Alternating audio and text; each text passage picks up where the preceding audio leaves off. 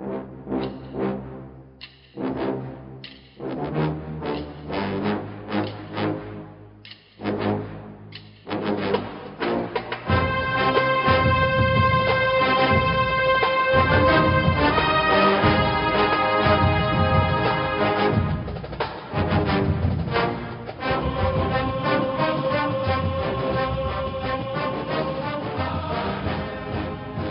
morning, Bucknutters. Welcome to the Bucknuts Morning 5 here on Friday, May 13th, 2016. Yes, Friday the 13th. I am Dave Biddle, joined by Alex Gleitman. Alex, very basic question to start the show off here. How many do you think Ohio State will be able to sign in their 2017 recruiting class? You know, when you consider everything that might happen between now and the start of camp in 2017, how many players do you think they could sign in their 2017 class? Yeah, well, I think technically right now the number is probably, I think 6 or 7, something like that. But that's obviously not going to be the case. I think it's going to be closer. The number I was told by someone in the know that is kind of like the working number is 20. I think that's going to be the number. I think that's even being a little bit aggressive on their part. I think everyone's kind of been saying that 18 to 20 range. I think they'll get to at least 20, but this isn't a year. People say every year, you know, you could get to 25. They'll find a way to get to 25. I don't think this is a year they could even get to like 23, unless a crazy mass exodus. I think it's really a result of not playing freshmen the last couple of years. And what's the number, Dave? I think 41, either true or registered freshmen. 45. 45. Wow. Yeah, so 45, and there you go. So I think those comments by Urban Meyer that he wanted to play, I think he said at least 18 members of the class of 2016 as true freshmen, at least in some capacity, special teams and whatnot. I think that's more of a sense that he's realizing that he can't recruit the way he wants to recruit if he doesn't get these guys on the field and out of the – not that he wants to rush them out of the program, but get them out of the program. So I think the number, you know, ultimately long answer short is 20 members in the class of 2017. And sticking with the 2017 class, another question I'm sure you get a lot is which quarterback does the staff prefer when you're talking about Kellen Mond or Tate Martell, just looking at those two. Give the listener some insights there. You're very tuned in with everything that's going on. Do you have a feel for which quarterback the Buckeyes prefer? Yeah, I posted an edition of Gleitman's Goods, I think it was Monday or late last week, where I kind of touched on this. I think right now they like both of these guys. I think both of them, I know at first they liked Tate Martell more. They weren't as sure on Kellen Mond, but after his visit to campus and after Tim Beck went down to IMG and evaluated him and they saw the practice film and all that stuff, they're starting to like him a lot more. So I think Kellen Mond is catching up to Tate Martell as far as which quarterback would Ohio State actually take if they wanted to commit. So I think both of those guys are going to be in position. Now, the tricky part is Kellen Mond is on record as saying he wants to commit, I believe, in early July so that he can make his final decision, start recruiting for his program. I think he's going to be out at the Elite 11, the opening finals in Oregon, and he wants to be able to recruit out there.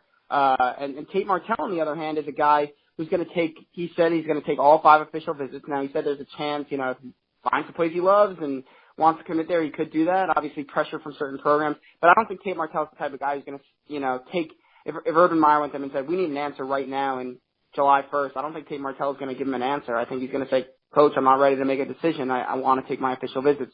And Tate's going to be an early enrollee guy, so you're not going to have to wait till signing day for him. But, you know, you could potentially be waiting till, you know, an all-star game for him in late December, early January. So Ohio State's going to have a tough decision. What I've been told is that it's going to be Urban Meyer's decision and Urban Meyer's decision only as far as what they do at the quarterback position. Everyone's obviously giving their input. But I kind of have a feeling right now, if I had to guess today, gun to my head, I would say Ohio State takes and gets Kellen Mond in early July and chooses not to wait on Tate Martell. I think while it would help with Tyjon, Lindsey and all that stuff, I think at the end of the day, Ohio State can't afford, you know, to wait to potentially not get Tate Martell if they know they could get Kellen Mond in July.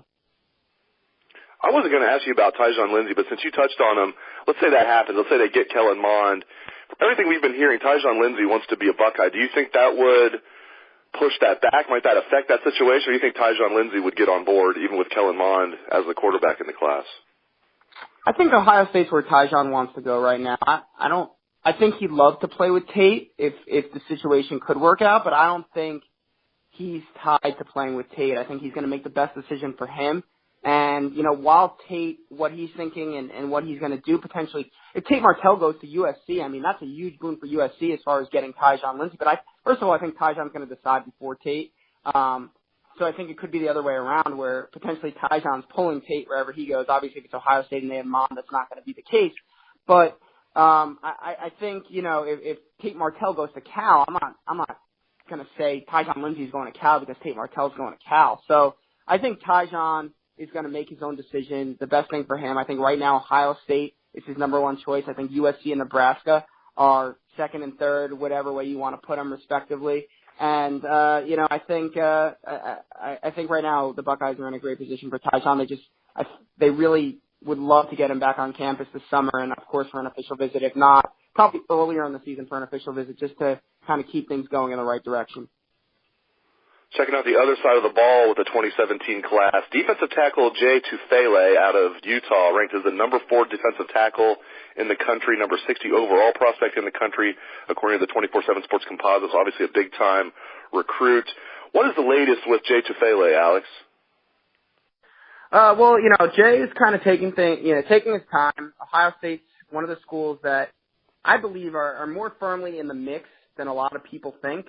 A lot of people kind of disregarded a kid from Utah, and they probably did the same with Porter Gustin a couple of years back when Ohio State really made a push late on USC. It was probably just too little, too late. If they made their push a little bit earlier, I think Porter may have been a Buckeye.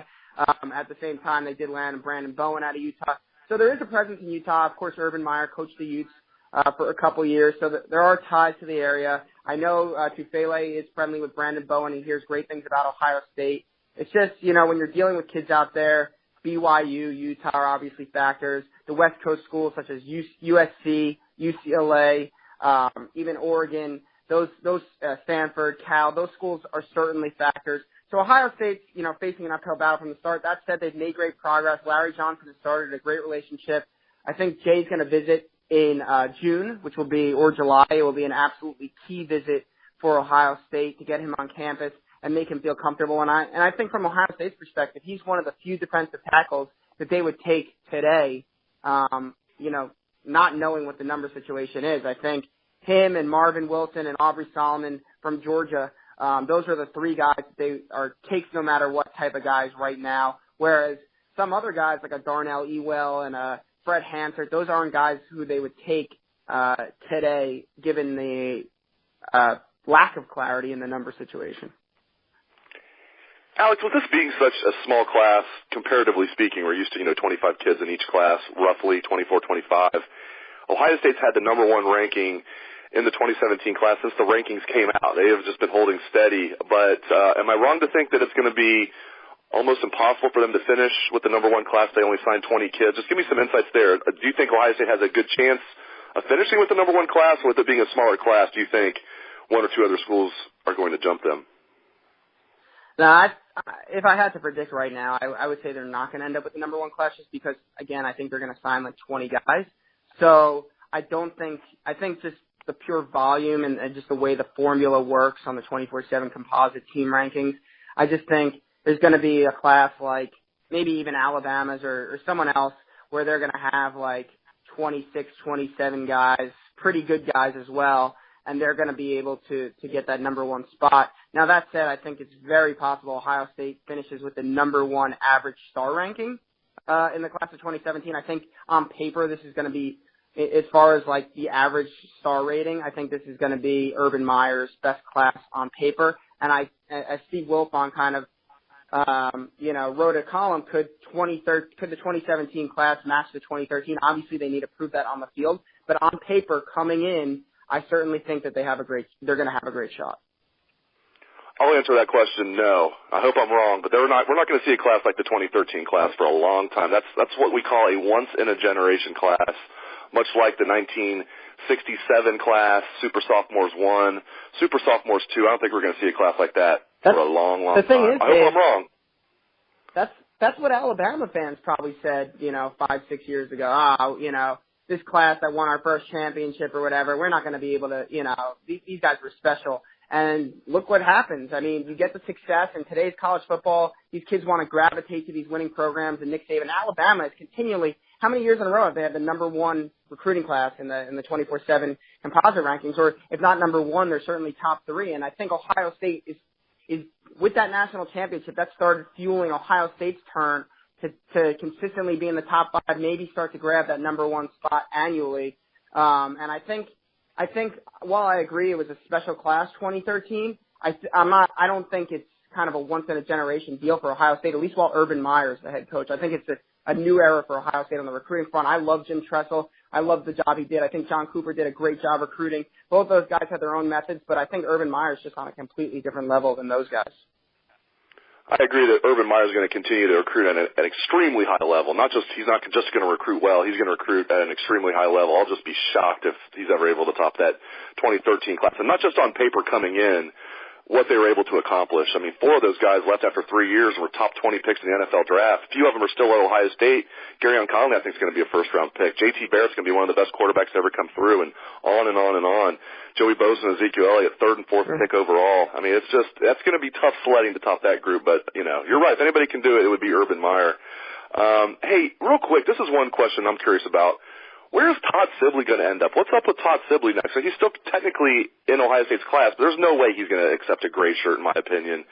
What do you think is going to happen with Todd Sibley? Yeah, I think Todd's just taking his time. I mean, there's no reason to rush and publicly decommit and all that. He might just honestly just visit schools and then just flip his commitment one day. I don't know if he's necessarily going to formally decommit or anything of that nature. Right now, I don't think Todd ends up at Ohio State. From what I'm hearing, I don't think he ends up at Michigan State, which is where everyone kind of had him pegged when they kind of thought he may not end up at Ohio State. So the 2 schools right now that I have as kind of the front runners are Pittsburgh, which I think would be an excellent fit with him, and Pat Narduzzi. The Panthers love to run the football. They got they got an Ohio kid in Darren Hall who's going to be a big part of their running game this year. So I think that could be a good fit for him, as well as Wisconsin, who obviously they've run the football for forever.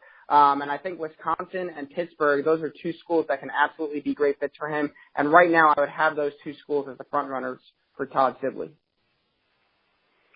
Let's close with some hoops talk real quick. The Buckeyes have offered in-state prospect Kyle Young. He's out of Massillon Jackson. He's 6'6", 205 pounds. He's a small forward. Now, he's not extremely highly ranked. He's a 3-star kid, but I think he might be vastly underrated. I'll get your thoughts on this. Number 32 small forward in the country.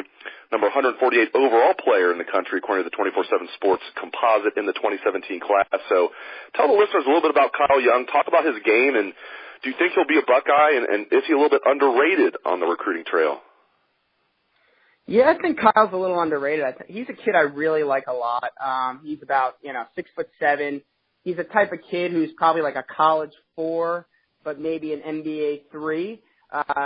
He's got a nice touch as far as his jump shot, his mid-range game goes. He could shoot the 3 a little bit. He could also play in the post. He's a tough kid, and he's just that Ohio kid that Tom Izzo comes in and takes, and you're like, Dad, how did you not even offer this dude? And now he's a freaking stud at Michigan State. I mean, I just think that's what Kyle Young is. And this is what the fans have been clamoring for. It seems like Thad Matta has heard it. It hasn't fallen upon deaf ears. Recruit Ohio and recruit Ohio well. It's all about the evaluation and making the right offers and making the offers at the right time. A guy like Nigel Hayes, they let get away because they offered too late in the game. If they offered Nigel Hayes earlier, I know there's a lot of people say like, oh, well, Kenny Hayes told him not to go to Ohio State. I don't think that's true at all. I think Kenny Hayes really liked Ohio State. He just saw he wasn't going to be able to play there.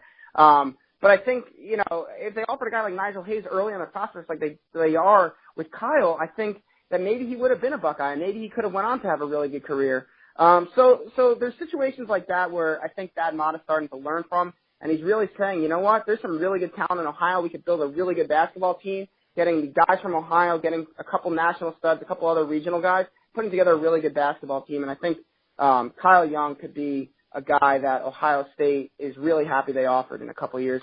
And right now, my crystal ball is on Ohio State. Great wisdom, as always, out of Alex Gleitman. Thank you very much, Alex. Thank you to the listeners out there for tuning into the show. I hope everyone has a great day and a great weekend. Let's hear a little Buckeye swag, best damn band in the land.